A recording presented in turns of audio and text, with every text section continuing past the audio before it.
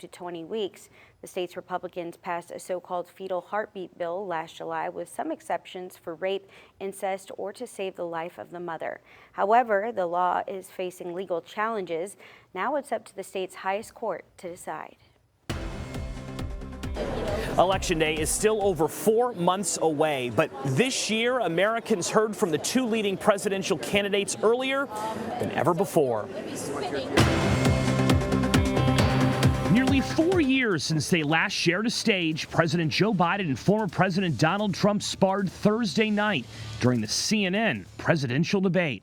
I've never heard so much malarkey in my whole life. He made up the suckers and losers, so he should apologize to me right now. The polls are predicting a close race in November, but the debate put a spotlight on the policy differences between former President Trump and President Biden. Every time that Zelensky comes to this country, he walks away with $60 billion. He's the greatest salesman ever. And I'm not knocking him. I'm not knocking anything. I'm only saying the money that we're spending on this war, and we shouldn't be spending, it should have never happened. What happens if, in fact, you have Putin continue to go into NATO? We have an Article 5 agreement. Attack on one is attack on all. You want to start the nuclear war he keeps talking about, go ahead. Let Putin go in and control Ukraine and then move on to Poland and other places. Moderators Jake Tapper and Dana Bash pressed the candidates about key issues like immigration and reproductive rights. We are not for late-term abortion, period. Under Roe v. Wade, you have late-term abortion. You can do whatever you want, depending on the state. You can do whatever you want.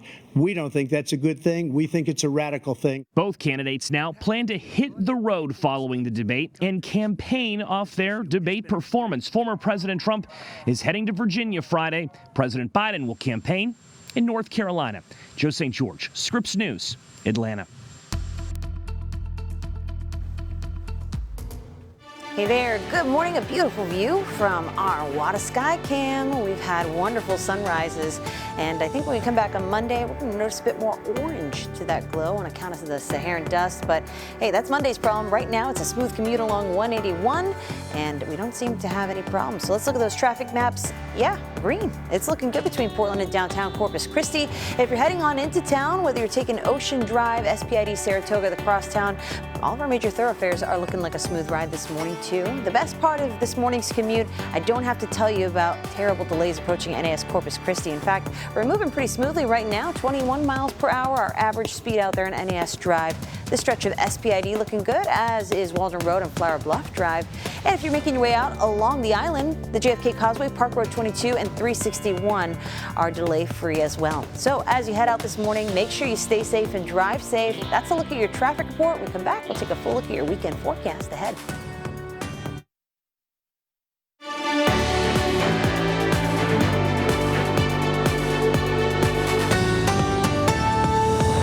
I'm your Aransas Pass neighborhood news reporter, Victoria Balderrama.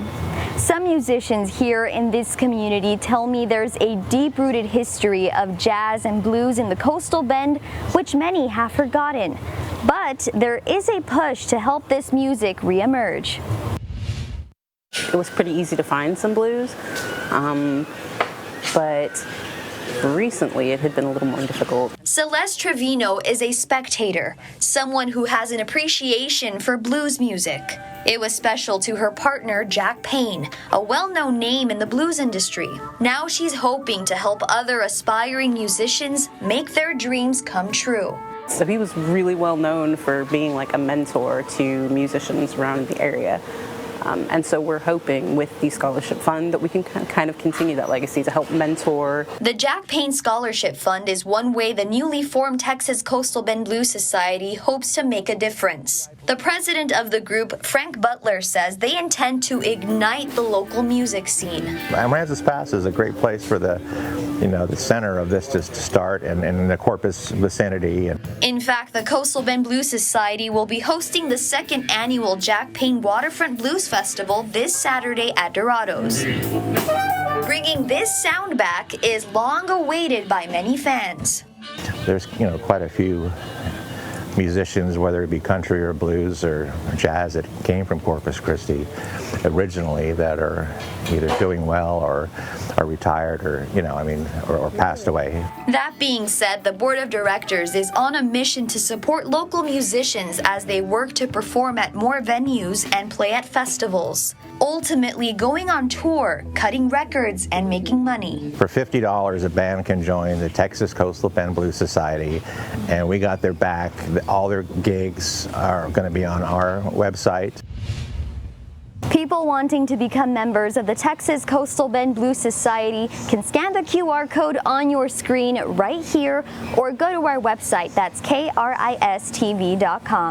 In Aransas Pass, I'm your neighborhood news reporter, Victoria Balderrama for Chris 6 News.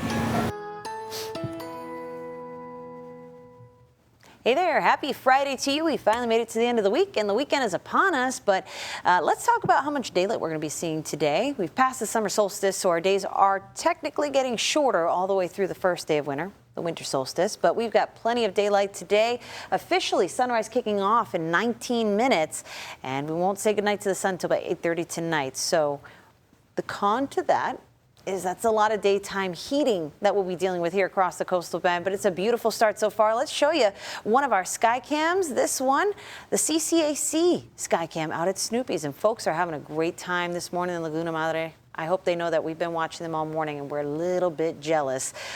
From our studio Skycam view, you can see the clouds along the horizon, so it's just a great start to the day. We are looking wonderful out there, but again, the heat is going to challenge us today, so make sure, however you're enjoying the wonderful coastal bend views we have around here, you're staying cool.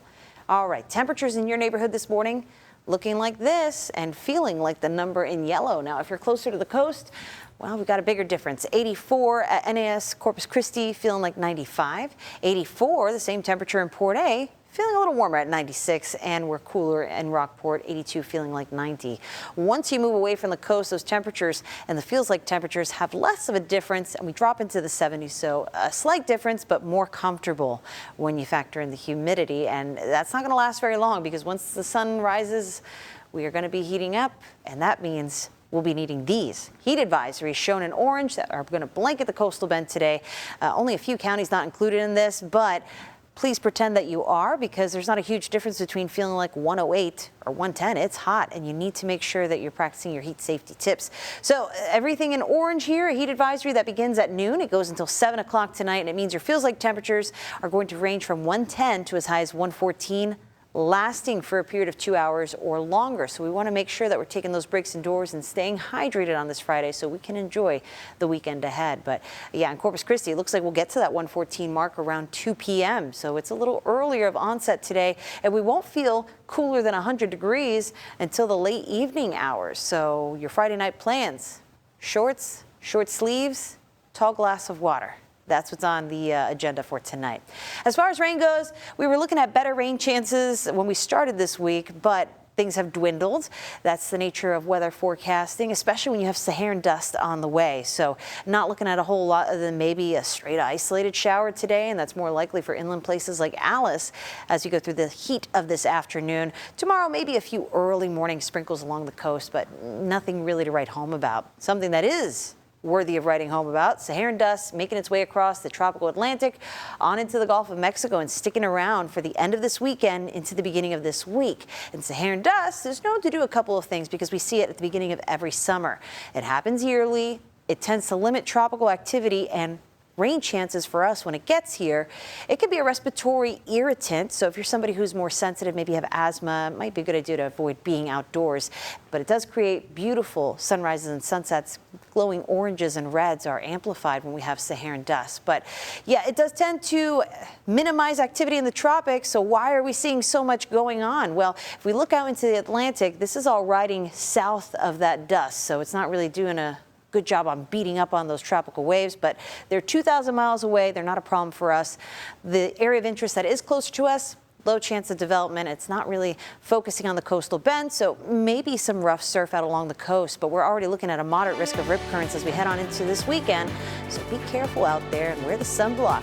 Aside from some stray showers, I really don't see much for rain over the next 7 days, but temperatures are going to be hot, sticking around in the middle 90s.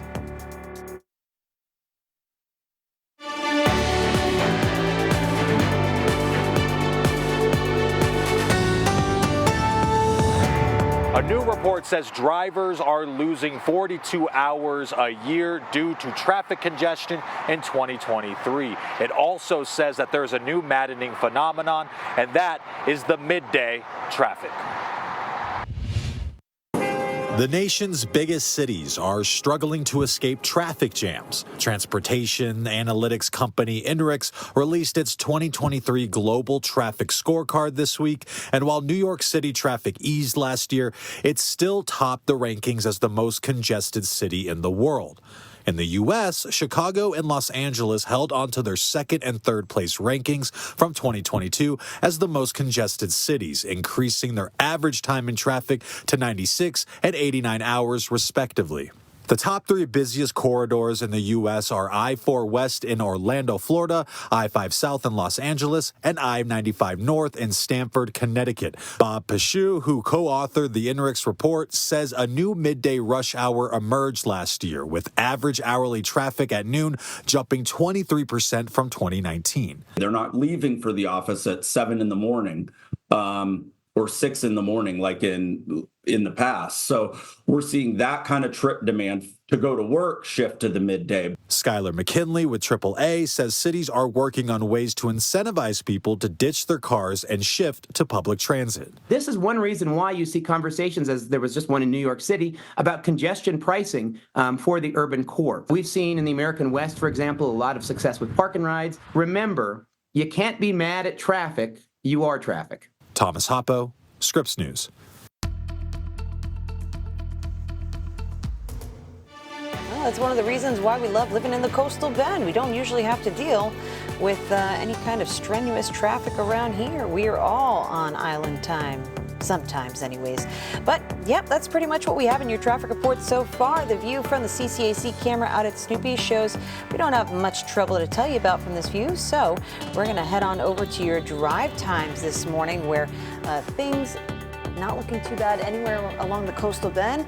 We're even looking better at NAS Corpus Christi, where those speeds have been running smoothly this morning. No backups onto the ramp from SPID. It's been a pretty nice commute for a Friday morning. But if you're heading into downtown from the island, your average speed will be around 55 miles per hour with a drive time of 24 minutes. On 181, the Harbor Bridge, that's an 11-minute ride for you. And for our friends coming on into downtown from Calallen, average speed of 60 miles per hour with a 15-minute ride time on into downtown. So as you head out, make sure you stay safe and drive safe. We'll be right back. Welcome back. It is 6:30 on your Friday, and you're getting a live look from our Lexington sky cam. It is 80 degrees out there, pretty humid, and I know a lot of people are traveling this weekend to celebrate the 4th of July. I know it's next week, but before the travel season has already started when it comes to this holiday. What's it going to feel like the rest of the day and into your weekend? Stephanie Lauber has your full forecast in just a few minutes. Corpus Christi police are investigating an early morning shooting that happened just after midnight on the 2600 block of Buford Street. When police arrived, they found an 18-year-old man laying dead in the road. If you have information about the shooting, you are urged to call CCPD at 361-886-2840, and that man, we are told, did not survive. Here's a look at your top stories. A Texas grand jury indicted 2 former Uvalde School District police officers on Thursday. Former School District Police Chief Pete Arredondo and former school police officer Adrian Gonzalez. They're facing felony charges of abandoning and endangering a child. Their indictments represent the first criminal charges filed in the May 2022 mass shooting at Robb Elementary School. The massacre left 19 children and 2 teachers dead. Earlier this year, the Justice Department released a damning report that found law enforcement officers botched their response to the tragedy. The Texas Department of Public Safety confirms that Arredondo turned himself into authorities Thursday night.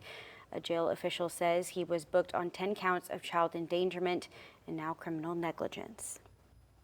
The Supreme Court needs extra time to finish its workload this term. Due to numerous high-profile decisions, many still pending, the High Court was not able to get everything finished before its unofficial deadline of June.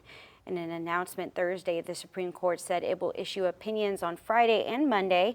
There's a chance they may need another day after that. The last time the court went into the first week of July was in 2020, shortly after the COVID-19 pandemic started. I'm Michaela Chavez, your neighborhood news reporter in Ricardo. If you've ever passed through Ricardo, don't blink or you'll miss the local convenience store. It's where most people here stop for a quick meal, snack, or drink. But recently, two people who stopped here had different intentions. Hi. Hey, Gary.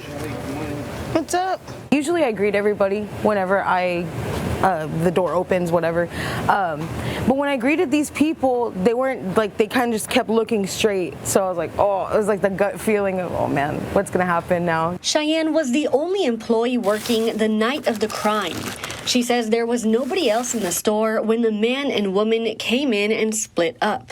The lady was like walking in the aisle right here, and I think she kind of went like that, knocked over a jar of honey. It was like a pretty big jar like this, and I think to get my attention, to like distract me from like what the guy was doing. And that wasn't the only attempt at a distraction. The woman tried getting Cheyenne to leave the front counter to help her grab a beverage.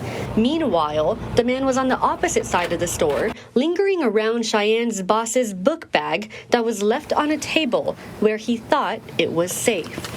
She said that she was going to pay for her stuff. She put her stuff on the counter, and then she was like, oh, I left my wallet in the car. I'll be right back. And I said, okay. And then they just didn't come back inside. Cheyenne says the book bag was left on this table and was gone after the two individuals had left. She also says the man may have thought there was valuable items in the bag, but it turned out to be just papers. And even though there was no major loss, there was a loss of trust. It's like somebody coming into your house and invading your privacy. You know, those people, if they weren't from here, they still invaded our privacy, that we trust each other here in a small community. In a sense, it's like a little disheartening because the people of Ricardo come out here and hang out, eat lunch. I really like coming to work. I really like that sense of community, but just having to be on edge, something like that happening, throws you off track a little bit. The Clayburgh County Sheriff's Office asks anyone who may have information on this case to call the number on your screen. With your neighborhood news in Ricardo, I'm Michaela Chavez, Chris 6 News. Hey there, happy Friday to you. We've made it to the end of the week and all eyes are now on the weekend.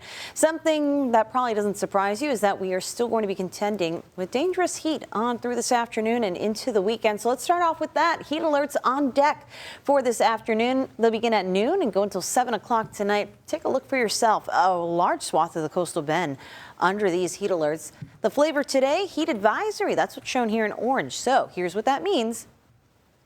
Be seeing a heat index of 110 to 114 that lasts for 2 hours or longer. So it's not just how hot your body is going to perceive the conditions outside to be. It's that is going to last for 2 hours or even longer this afternoon. And for some places, it will be longer than that. So let's talk about where our temperatures and feels like temperatures are at now, because your heat safety tips, I know you know them well by now, but you'll have to implement them a little bit earlier today on account of how our conditions are starting off. So Port A has been struggling a bit this morning. That feels like temperature finally coming down to meet the conditions we see at NAS Corpus Christi there in the Bluff. Both places sitting at a temperature of 84, feeling like 95 so far this morning. 82 in Rockport feels like 90 in Beeville. 76 is true to temperature. 79 in Robstown, though, feels like 83. So it's a little bit of a mixed bag. If you're farther away from the coast, you're a little more true to temperature, but everyone is going to be in the pool as we head on into the afternoon when it comes to the heat. So I'll show you what it looks like in your neighborhood in a moment. But between then and now, how is our morning going to pan out? For that, we turn to the dog walking forecast. I want to thank everyone who submitted photos of their pups on our Facebook page yesterday. You can always send me an email with your pup. Just don't forget the name. Our star today is Ella. Loves that breeze through her hair, and today we'll have a little more of that action. Actually going to see a bit of a breeze before lunchtime as winds pick up around 10 to 15 miles per hour heading into the noon hour. By then, our temperature is already going to be in the lower 90s, and yeah, we'll reach the middle 90s quickly after that. So please make that dog walk earlier this morning or later tonight. and make it brief because our four-legged friends, just like children and the elderly, are more prone to heat-related illness. And when conditions look like this at 11 a.m., not very friendly. So already feeling like 108 in Corpus Christi, 107 in Sinton, 104 in Alice. By that time frame, heading into the afternoon, 2 o'clock looks like this: 112 for Sinton, Corpus Christi, Kingsville, and NAS Corpus Christi, 107 in Port A, as well as Beeville, 108 for Falfurrias, 110 for Freer and Alice. It gets worse as we get to the 4 o'clock hour. By this time, we're in the heart of the afternoon and the peak of daytime heating. 114 for Kingsville, 112 for Corpus Christi, 113 for Sinton and Robstown. And even as we make our dinner plans for this Friday night, maybe heading out to enjoy some of the activities that are going on this weekend, this is what we're going to be dealing with: hot evenings where we're still feeling like the triple digits. It's not until after the sun goes down that we finally start to feel like the 90s. And it's the upper 90s, so still a bit unfriendly. So you know about the heat. Let's talk about the rain. Very small opportunity for rain during the heat of the afternoon. Maybe a straight isolated shower. I don't see much for rain in the forecast this weekend, and that's because Saharan dust is going to be on the way. It's moving across the tropical Atlantic, and the first true batch, it seems, is going to make its way into the coastal bend probably by Saturday night into your Sunday proper. So some things we tend to deal with. Yeah, we see this every year, but it bears repeating. This tends to limit tropical activity. I'll explain why it's still active out there in a moment, but the Saharan dust, when it gets to the coastal bend, can be a respiratory irritant. It tends to squash rain chances for us, and it creates colorful sunsets and sunrises. So at least there's a positive in there, right? We try to dress it up as much as we can. But time to move on into the tropics, where things have been very active. Look at all this color on our tropical outlook. We'll start out with the tropical waves that are farthest away. These are about 2,000 miles away, so not a problem for us. But one has a pretty good chance of becoming a tropical depression or a tropical storm soon, so we'll keep an eye on it. And another wave coming off the coast of Africa is going to find some struggles as it tries to move across the Atlantic. Both of those sitting south of the dust, so not being squashed by that at all. A group of thunderstorms in the Caribbean we've been tracking for a while still has a very low chance of development as it moves into the Bay of Campeche, so it's not really a worry for us, but it could shake things up along the coast. We already have a moderate risk of rip currents in our plans for this weekend, so please be careful if you plan to cool out in our coastal waters. But over the next 7 days, we'll be watching for the arrival of that Saharan dust and make for some hazy skies as we come back from the weekend into Monday.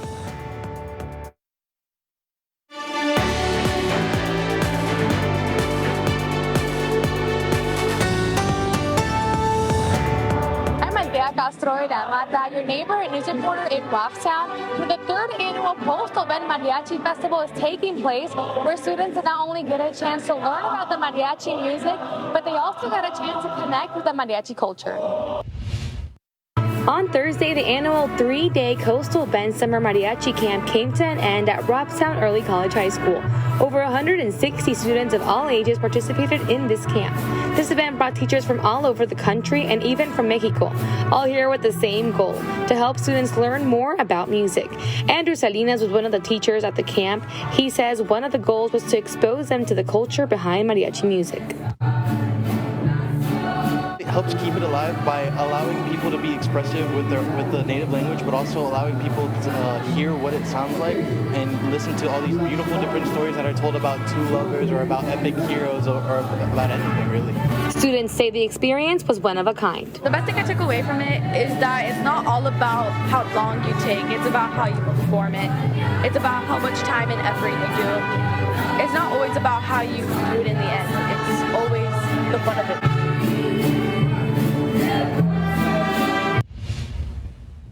Students tell me they're grateful for this experience and they hope to keep the mariachi culture alive for many more years to come. Reporting in Robstown, I'm Althea Castro de la Mata. All right, thank you so much, Althea. Well, it's time for this week's Kitchen Cops Report, where Andy Lascano tells us who's keeping it clean and who needs to clean it up. He has the scores from City County Health Inspectors for the week of June 17th through June 21st. It's all perfect scores on this week's Kitchen Cops. The Asia Market on SPID, Bourbon Street Candy Company and Rocky Mountain Chocolate Factory in La Palmera Mall, Roosters Market on Ruth, the Starbucks Way Out on SPID.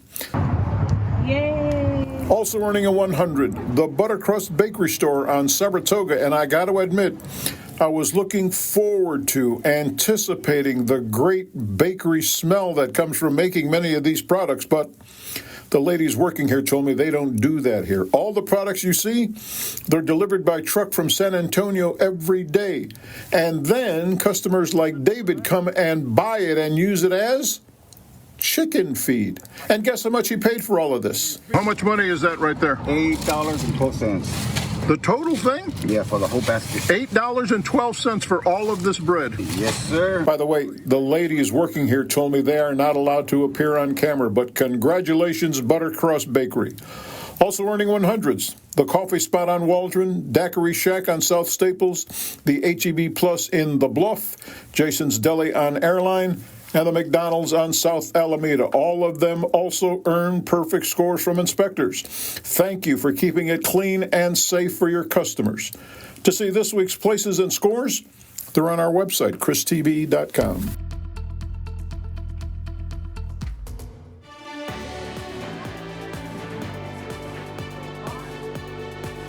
Start to our morning here as Busy Bees get up and going. 6:46 your time right now, and let's check on those traffic maps, see how things are moving along 181 and the Harbor Bridge. As you might imagine, it is a smooth ride between Portland and downtown so far, and we've been seeing everybody behaving this morning. Let's try to keep it that way. Ocean Drive, SPID, Saratoga, and the Crosstown have no delays to report. Even into the Bluff, we're looking good approaching NAS Corpus Christi. Things have been much better on this Friday than they have the past couple of days of the week. So the rest of the Bluff also reporting good flow with the traffic, and out along the island, the JFK Causeway, Park Road 22 and 361 is an easy ride. As you head out this morning, make sure you stay safe and drive safe. That's a look at your traffic report. When we come back, we're going to talk about your forecast, the big star heat, which is going to be a problem this weekend, and Saharan dust, how that's going to impact your weekend plans next. Welcome back. It is 6:50 on your Friday, and you're getting a live look from our studio sky cam over downtown Corpus Christi with that sunrise coming over the clouds. What are you up to this weekend? I know there's a few things going on. I'm thinking maybe beach, maybe the pool, but really I know I need to stay in some shade or stay cool if I'm out there. And what's it going to be like exactly? Stephanie Lauber has your full forecast in just a few minutes.